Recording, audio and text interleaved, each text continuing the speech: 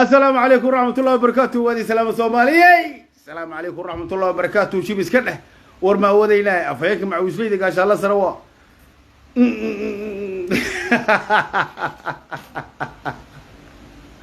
شو بيسكنه والله بالله سلام ما شاء الله والله لمانته وصارتها سلامته والله بالله سلام شرف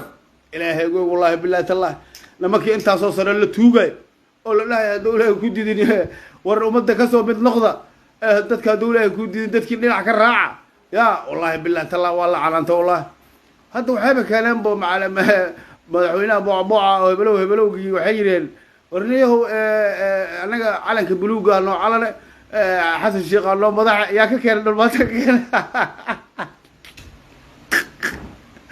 lumaante wallahi billahi rag dhalo wallahi soddon sano nimankii la tuuga intiraaf baa raadinayna hebelow